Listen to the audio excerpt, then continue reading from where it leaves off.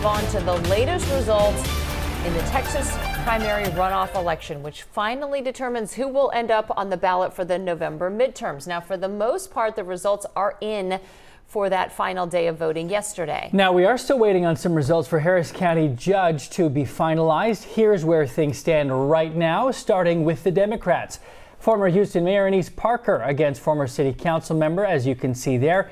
Only 2,000 or so votes separating the two and still being counted. On the Republican side for Harris County judge, we have the results from Orlando Sanchez winning this race against Warren Howell.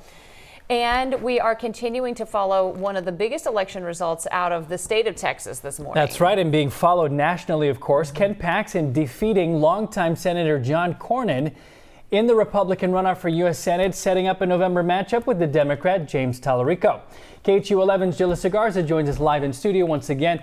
This race already shifting into November mode. Yeah, it really is. Alona and I were talking about that early this morning. I mean, just hours after Paxton's win, Texas Democrats were already posting a Paxton versus Tallarico graphic online, a sign the general election fight is already beginning. But overnight, this result also sent a big message inside the Republican Party. Paxton's win ends Cornyn's bid for a fifth term in the U.S. Senate. Cornyn has held that seat for more than 2 decades and has been one of the most prominent Texas Republicans in Washington. Paxton had President Trump's endorsement and framed his win as a fight that now moves to November.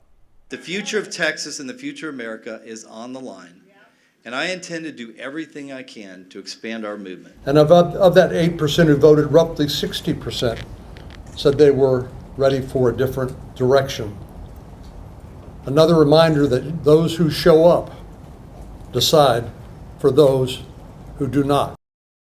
And here in Houston, another longtime name also lost overnight. Christian Menifee defeated Al Green in the Democratic runoff for Congressional District 18, a race shaped by redistricting that put 2 well-known Democrats in the same district. Menifee now faces Republican Ronald Whitfield in November.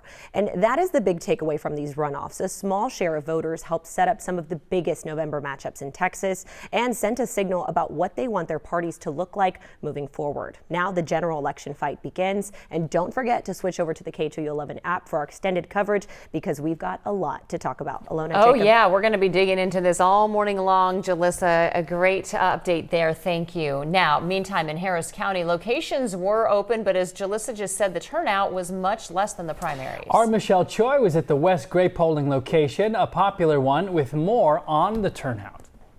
I'm Michelle Choi at the West Gray Metropolitan Multi-Service Center, where the runoff election day wrapped up looking very different compared to the March primary.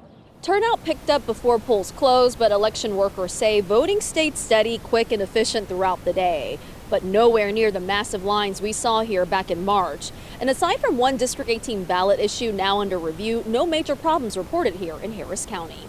In Houston, Michelle Choi, KHOU 11 News. Okay, good to hear that. Coming up in our next half hour, Aru Gochialoka has more on the ballot issue under review out of Fort Bend County. More on that and the investigation underway coming up at 6:30. And we'll have much more election coverage ahead. You can also scan the QR code right here to see results right now on our website, khou.com.